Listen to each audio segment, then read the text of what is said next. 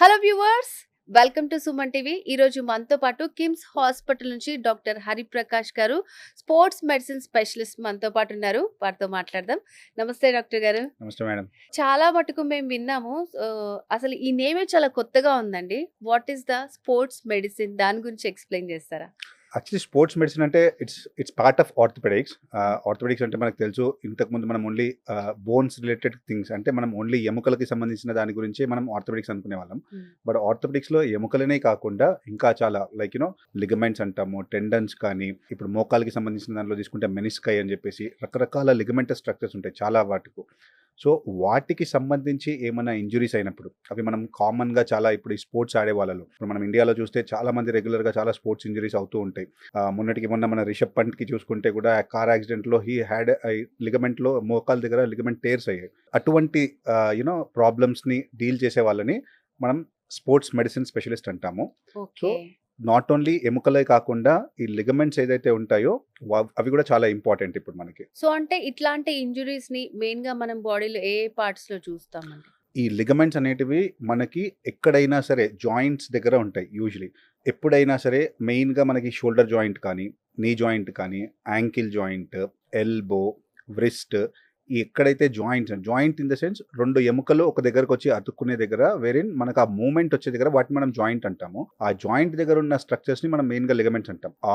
ఇప్పుడు నేను చెప్పిన ఈ ప్రతి జాయింట్ దగ్గర ఎక్కడైనా మనకి ఈ స్పోర్ట్స్ ఇంజరీస్ అయ్యే అవకాశం చాలా ఎక్కువగా ఉంటుంది. Okay. So first of all అంటే స్పోర్ట్స్ వాళ్ళు అంటే నాకు ఎక్కువగా గుర్తొచ్చేది అంటే బ్యాడ్మింటన్ ఆడే వాళ్ళలో రెగ్యులర్ గా చూస్తూ ఉంటాం మనం, వాళ్ళలో షోల్డర్ లో ఇలాంటి జాయింట్స్ దగ్గర పెయిన్ రావటము. సో అవి నిజంగానే స్పోర్ట్స్ వల్లనే వస్తాయంటారా? నార్మల్ వాళ్ళకి కూడా వచ్చే ఛాన్సెస్ ఉంటాయా? ఈ స్పోర్ట్స్ ఇంజరీ అనేది, ఎస్పెషల్లీ స్పోర్ట్స్ అనే పేరు ఎందుకు వచ్చింది అంటే, ఆ స్పోర్ట్స్ ఇంజరీ ఆడే వాళ్ళల్లో ఛాన్స్ ఆఫ్ గెట్టింగ్ ఇంజర్డ్ అంటే అవకాశం చాలా ఎక్కువ ఉంటుంది వాళ్ళకి, కాబట్టి వాటిని మనం స్పోర్ట్స్ ఇంజరీస్ అంటాం. అంతే తప్ప అది నార్మల్ వాళ్ళలో ఉండకూడదు అనేది ఏమీ లేదు.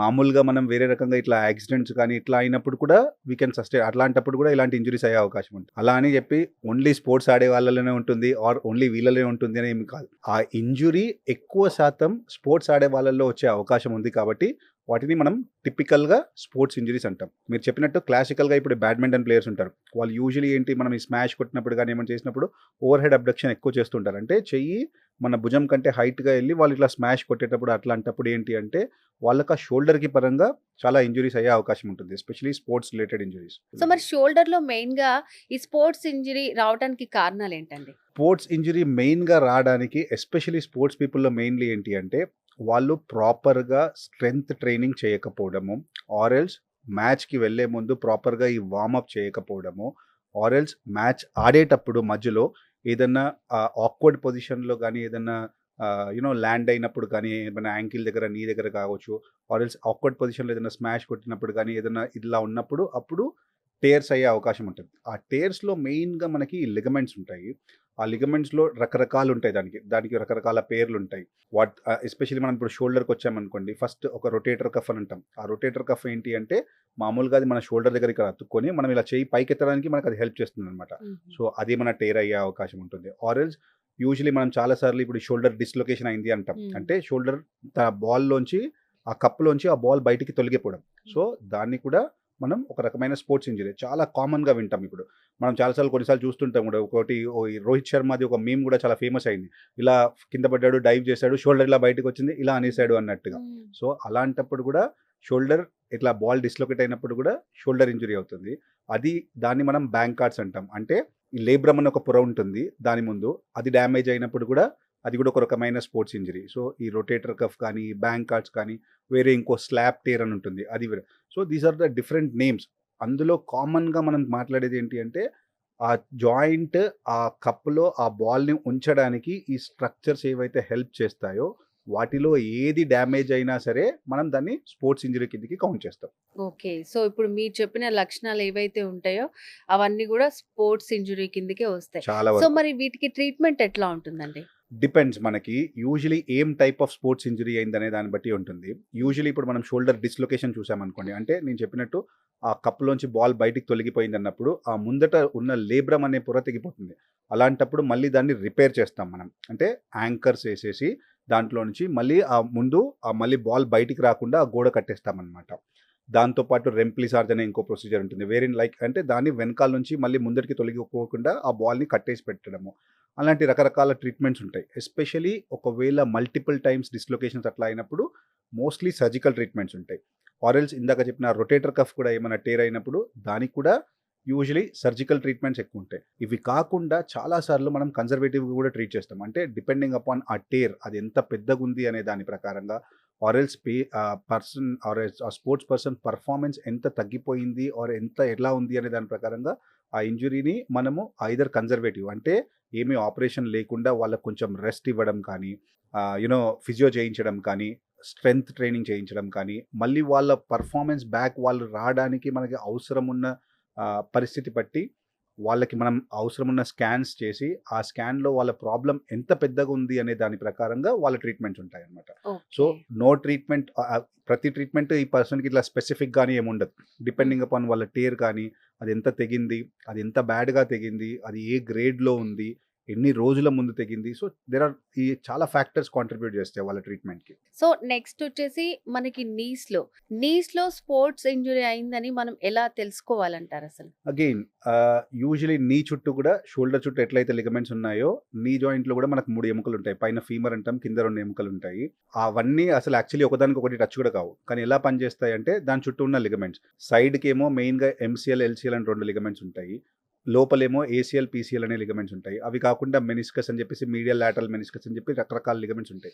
సో, ఇవన్నిట్లో ఏది డ్యామేజ్ అయినా యూజువల్లీ మనం టిపికల్‌గా రన్నింగ్ చేస్తున్నప్పుడు కానీ, లేదంటే ఏదైనా ఫుట్‌బాల్ లాంటిది ఏదైనా ట్విస్టింగ్ స్పోర్ట్స్ ఆడుతున్నప్పుడు సడెన్‌గా మనం ట్విస్ట్ అయినప్పుడు ఒక పాప్ సౌండ్ వచ్చేసి వెంటనే మనం కింద పడిపోవడం అట్లాంటిది ఏమైనా జరుగుతుంది. లేదు అంటే మనం ఆడేటప్పుడు ఆడేస్తాం బానే. కానీ బై ఈవినింగ్ మనం ఎళ్ళేసరికి బాగా కొంచెం స్వెల్లింగ్ వచ్చేసి నెక్స్ట్ డేకి కొన్నిసార్లు పెయిన్ ఎక్కువ డెవలప్ అవ్వడము, ఆర్ ఎల్స్ నడవలేకపోవడము, మోకాలు మొత్తం మడుచుకొని చాపలేకపోవడము, అంటే ఎక్స్‌టెన్షన్ లాగ్ అంటే మొత్తం పూర్తిగా చాపలేకపోవడం. ఇలాంటివి ఏవి జరిగినా సరే అది ఇట్ ఈస్ బికాస్ ఆఫ్ ఈ లిగమెంట్‌లో వేటికైనా డ్యామేజ్ అయినప్పుడు. ఈ పెద్ద లిగమెంట్స్ ఏదైతే సైడ్‌కున్న ఎంసీఎల్, ఎల్సీఎల్ లాంటి లిగమెంట్స్ ఏమైనా డ్యామేజ్ అయినప్పుడు it is very difficult. Usually మోకాలు ఊగుతూ ఉంటుంది. అంత ఈజీ కాదు. It's a very bad injury అన్నమాట అవి. సో, అలాంటివి అయినప్పుడు మాత్రం ఇమ్మీడియేట్‌గా మనకి తెలిసిపోతుంది. అది కాకుండా ఈ చిన్న చిన్న లక్షణాలతోటి కూడా వి కెన్ ఫైండ్ ఔట్ ఇది మనకి హుహు. స్పోర్ట్స్ ఇంజ్యూరీకి సంబంధించిన ప్రాబ్లమ్ అని. సో, అంటే ఇప్పుడు మోకాళ్ళలో గూడా మనకి స్పోర్ట్స్ ఇంజ్యూరీ అయినప్పుడు ట్రీట్‌మెంట్ గూడా సేమ్ ఉంటుందా? Almost madam. అంటే హ్మ్. అగైన్ మళ్ళీ మనం ఫస్ట్ రెస్ట్ ఇస్తాం ఎప్పుడైనా సరే. హ్మ్. రెస్ట్ ఇచ్చి కొన్ని రోజులు కొంచెం ఆ వాపు, స్వెల్లింగ్ అవన్నీ బాగా తగ్గేంత వరకు వెయిట్ చేయాలి మనము. అవి తగ్గిన తర్వాత మనము అవసరం ఉన్నప్పుడు ఫస్ట్ ఎక్స్‌రే తోటి స్టార్ట్ చేస్తాము. ఎక్స్‌రేలో ఏమన్నా బోనీ రిలేటెడ్ ఇంజ్యూరీస్ ఉన్నాయా చెక్ చేస్తాము. ఆ బోన్ రిలేటెడ్ చేంజెస్ ఏమీ లేదు అన్నప్పుడు then we'll go for MRI scan అంటాం మనం. ఆ ఎంఆర్ఐ స్కాన్‌లో ఇప్పుడు మనం మాట్లాడుకున్న ఈ లిగమెంట్స్ అన్నీ ప్రాపర్‌గా నీట్‌గా చాలా బాగా కనిపిస్తాయి. దాంట్లో ఏమి టేర్ ఉంది అనే దాని ప్రకారంగా మళ్ళీ again either we can do conservative అంటే మనం ఏమి ట్రీట్మెంట్ సర్జరీ అవసరం లేకుండా మనం రెస్ట్ ఇచ్చి కానీ, ఆర్ ఎల్స్ ఏమైనా వెరీ పెద్ద ప్రాబ్లమ్ ఉన్నప్పుడు సర్జరీ చేసి గానీ మనం ట్రీట్ చేస్తాం. సో దట్ మొత్తం ఫోకస్ దేనిపైన ఉండాలి అంటే మళ్ళీ వాళ్ళొచ్చి మళ్ళీ రిటర్న్ స్పోర్ట్స్ ఆడటానికి రెడీగా ఉండాలి వాళ్ళు. సో, అండ్ అలాగే డాక్టర్ గారు మనం ఎక్కువగా వింటుంది షోల్డర్, నీస్ తర్వాత యాంకిల్‌లో ఇలాంటి ప్రాబ్లమ్స్ వస్తూ ఉంటాయని. సో, దానికి కూడా సేమ్ రీజన్స్ ఉంటాయా? ఎందుకొస్తాయి ప్రాబ్లమ్స్ అసలు? యాంకిల్ యూజువల్లీ ఏంటంటే మళ్ళీ మనం ఈ ఫుట్‌బాల్ ఇంజ్యూరీస్ గానీ, బ్యాడ్మింటన్ ఇంజ్యూరీస్ గానీ, రాంగ్ ఫుటింగ్‌లో ల్యాండ్ అయినప్పుడు కానీ, ఆర్ ఎల్స్ టిపికల్‌గా ఇప్పుడు మీరు మామూలుగా మెట్లు దిగుతూ ఉంటారు సడెన్‌గా మెట్లు దిగుతున్నప్పుడు మీకు కాలు ట్విస్ట్ అయిపోతుంది. దాన్ని మనం అందరం చాలా కామన్‌గా యాంకిల్ స్ప్రెయిన్ అనేస్తూ ఉంటాం. హ్మ్. దాంట్లో కూడా that is also actually a type of sports injury. దాంట్లో కూడా మనకి ఏటీఎఫ్ఎల్ అని చెప్పేసి ఒక లిగమెంట్ ఉందన్నమాట. ఆ లిగమెంట్ డ్యామేజ్ అవ్వడం వల్లనే మనకి ఇదొస్తుంది. సో, మనం నార్మల్‌గా అనుకునే యాంకిల్ స్ప్రెయిన్ ఏదైతే ఉందో అది గ్రేడ్ 1 ఇంజ్యూరీ అంటే కొంచెమే తెగినప్పుడు వస్తుంది. అదే గ్రేడ్ 2, గ్రేడ్ 3 ఉన్నప్పుడు యాంకిల్‌కి కూడా ఇన్‌స్టెబిలిటీ వస్తుంది. అంటే మళ్ళీ మనం నడుస్తున్నప్పుడు వాళ్ళు ట్విస్ట్ అయిపోవడము, అంటే ఊరికే కింద పడిపోవడం ఇట్లాంటి అవకాశాలు వచ్చాయి. సో, నాట్ ఓన్లీ స్పోర్ట్స్ నార్మల్‌గా రెగ్యులర్‌గా అయ్యేటప్పుడు కూడా వచ్చే అవకాశం ఉంటుంది. సమ్ అన్‌ఈవెన్ సర్ఫేసెస్ అంటే ఎత్తు వంపులు ఉన్న దగ్గర నడిచినప్పుడు కానీ ఇట్లాంటివి ఎక్కడ జరిగినా కూడా ఇది అయ్యే అవకాశం ఉంది అగైన్ హుహు. యాంకిల్‌కి సో, సంబంధించి. ఇప్పుడు మీరు చెప్పిన ఈ 3 ప్రాబ్లమ్స్ షోల్డర్, నీ, యాంకిల్ ఈ మధ్య కాలంలో ఈ స్పోర్ట్స్ ఇంజ్యూరీస్ అనేవి ఎక్కువగా చూస్తున్నాము. రీజన్స్ ఏంటండి? మేడం ఇప్పుడు మనం చూసుకుంటే ఒకప్పుడు మనకి వెస్టర్న్ కంట్రీస్‌లో లైక్ యూరోపియన్ గాని, యూఎస్ అట్లాంటి కంట్రీస్‌లో స్పోర్ట్స్ అకాడమీస్, స్పోర్ట్స్ ఇవి చాలా ఎక్కువుండేవి. మన హ్మ్. ఇండియాలో ఆ అవగాహన అవి చాలా తక్కువ. అండ్ మనకి ఎంతసేపు చిన్నప్పటి నుంచి మనల్ని కూడా స్టడీస్ ఇవే ఉండేటివి కానీ స్పోర్ట్స్ రిలేటెడ్ మనకి కెరియర్స్ గాని ఇవన్నీ చాలా తక్కువ ఉండేటివి. కానీ ఇప్పుడు అది ఆ మైండ్ సెట్ చేంజ్ అవుతుంది పీపుల్‌కి. People are more they are అంటే వాళ్ళు చాలామంది స్పోర్ట్స్‌లో ఎక్కువ ఇంట్రెస్ట్ చూపిస్తున్నారు. For various reasons. అంటే దాంట్లో అవకాశాలు కూడా పెరిగాయి. ఈ చిన్న చిన్న లీగ్స్ ఇవి చాలా ఎక్కువొచ్చాయి. దానివల్ల పార్టిసిపేషన్ పెరిగింది. ఇప్పుడు ఎవరైనా ఫర్ ఎగ్జాంపుల్ ఇప్పుడు మా అబ్బాయి ఉన్నాడు. మా అబ్బాయి ఇప్పుడు వాడికి 7 ఇయర్స్. నేను వాడిని క్రికెటర్ చేయాలి అనుకుంటే నేను ఇప్పటి నుంచే వాడిని అకాడమీకి పంపియడము అట్లాంటియన్నీ చేస్తున్నాను. సో దానివల్ల జనాలకి అవగాహన పెరిగి వాళ్ళు ఎక్కువగా పార్టిసిపేట్ చేస్తున్నారు. ఆటోమేటిక్‌గా పార్టిసిపేషన్ ఎక్కువైనప్పుడు నంబర్ ఆఫ్ ఇంజ్యూరీస్ కూడా ఎక్కువయ్యే ఛాన్స్ ఉంటది. హ్మ్. బట్ అట్‌లీస్ట్ ఇప్పుడైనా మన దగ్గర అట్‌లీస్ట్ ఆ స్పోర్ట్స్ ఇంజరీస్ చాలా ఎక్కువయ్యి అట్‌లీస్ట్ దానికి తగ్గ స్పెషలిస్టులొచ్చి వాటికి ఏమైనా ప్రాబ్లమ్ ఉంటే ఇంతకుముందు ఎలా ఉండేది అంటే ఒక స్పోర్ట్స్ ఇంజరీ అయిందనుకోండి ఆల్మోస్ట్ కెరియర్ ఎండ్ అయిపోయేది. హ్మ్. బట్ అగైన్ ఇప్పుడు అలా లేదు పరిస్థితి. ఇప్పుడు ఇందాక నేను ఎగ్జాంపుల్ చెప్పినట్టు రిషబ్ పంట్‌కి అంత పెద్ద కార్ యాక్సిడెంట్ అయిన తర్వాత కూడా మళ్ళీ వచ్చి సెంచరీస్ కొడుతున్నాడు, సోమర్సాల్ట్స్ చేస్తున్నాడు, అన్నీ చేయగలుగుతున్నాడు. హ్మ్. సో దట్ ఈస్ ద ఇప్పుడు ఆ స్పోర్ట్స్ ఇంజరీస్‌కి అంత వాల్యూ ఉందన్నమాట. సో హ్మ్. ఒక కెరియర్‌ని మళ్ళీ మనం నిలబెట్టే అంత ఇది ఉంది వాళ్ళకి వాటికి. సో, హరిప్రకాష్ గారు అంటే మీరు చెప్పినట్టు లైక్ ఇప్పుడు ఏ ఏజ్ నుంచి స్టార్ట్ అవుతుందని మీరు చెప్పారు మీ అబ్బాయికి 7 ఇయర్స్ నుంచే స్టార్ట్ చేశారు అని చెప్పి. ఇంతకుముందు ఒక సర్టెన్ ఏజ్ వచ్చిన తర్వాతే బోన్‌కి ఏదైనా ప్రాబ్లమ్ వస్తే అది డయాగ్నోస్ అవ్వటం కానీ తెలిసేది. సో, ఇప్పుడు చిన్న పిల్లల నుంచి స్టార్ట్ అయిపోయిందని అనొచ్చా? ఇంజ్యూరీస్ అనేది వాళ్ళు ఎంత ఎక్కువ పార్టిసిపేట్ చేస్తే అంత హై ఛాన్స్ ఎక్కువ ఉంటుంది. అంటే వాళ్ళు హ్మ్. ఎంత ఎక్కువసేపు ఆడితే అంత ఎక్కువ కింద పడే అవకాశం ఉంటుంది. పిల్లలలో యూజువల్లీ స్పోర్ట్స్ ఇంజరీస్ కొంచెం తక్కువే కంపేర్ హ్మ్. టు పెద్దవాళ్ళతో కంపేర్ చేస్తే. ఎందుకంటే వాళ్ళు చాలా ఫ్లెక్సిబుల్ ఉంటారు. హ్మ్. వాళ్ళకి ఫ్రాక్చర్స్ అయ్యే అవకాశం అంటే ఎముక ఫ్రాక్చర్ అయ్యే అవకాశం ఉంటుంది కానీ ఈ లిగమెంట్ టేర్ అయ్యే అవకాశాలు చాలా తక్కువ. హ్మ్. ఒకవేళ ఇన్ కేస్ లిగమెంట్ ఏమైనా టేర్ అయినా కూడా అది మోస్ట్లీ ఎవల్షన్స్ అంటే ఆ లిగమెంట్ ఏదైతే ఎముక కతుక్కుంటుందో ఆ ఎముకతో పాటు ఊడిపోతాయి అన్నమాట. దాన్ని మనం టిపికల్‌గా హుహు. ఎవల్షన్స్ అంటాం. అలాంటివి మోర్ కామన్ పిల్లలలో. హుహు. పెద్దవాళ్ళలో ఇట్స్ మోర్ కామన్ దీంట్లో. హ్మ్. సో, ఈ ఇంజ్యూరీ అవ్వడానికి చిన్న, పెద్ద అనేమీ లేదు. First point. ఎవరికైనా అవ్వచ్చు. ఎవరైతే ఎక్కువ పార్టిసిపేట్ చేస్తారో వాళ్ళకి ఎక్కువ అయ్యే అవకాశం ఉంటుంది.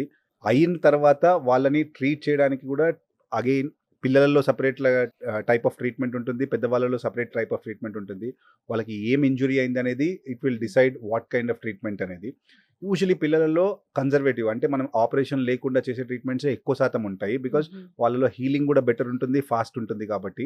ఇవి పెద్దవాళ్ళలో ఎక్కువ సర్జికల్ సైడ్ వెళ్ళే అవకాశం ఉంటుంది. ఏజ్ అనేది సంబంధం లేకుండా ఎవరికైనా అవ్వచ్చు. బట్ ఎవరికైనా డిపెండింగ్ అపాన్ వాళ్ళ ప్రాబ్లమ్ బట్టి వాళ్ళకి రకరకాల ట్రీట్మెంట్స్ ఉంటాయి. కామన్ పీపుల్‌కి మాత్రం చాలా డౌట్స్ ఉంటాయి.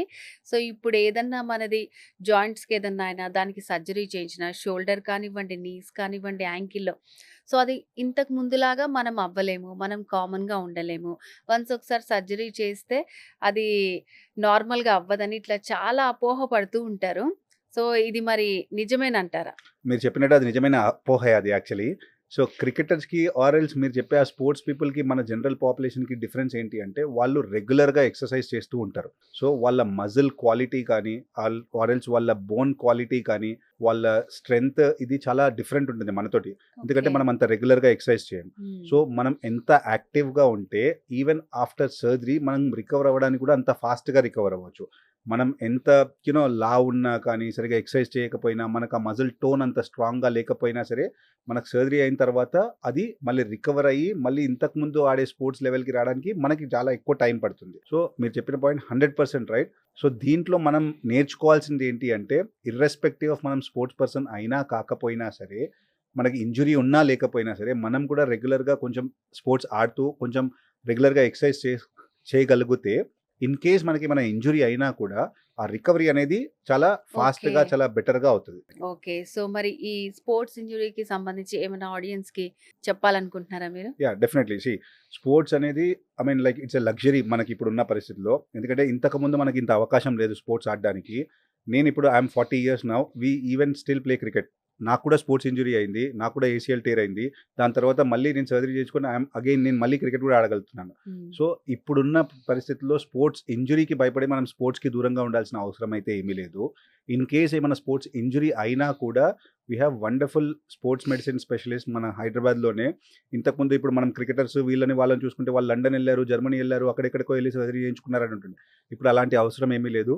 ఇండియాలోనే మన దగ్గరే మన హైదరాబాద్‌లోనే చాలామంది స్పోర్ట్స్ మెడిసిన్ డాక్టర్స్ ఉన్నారు.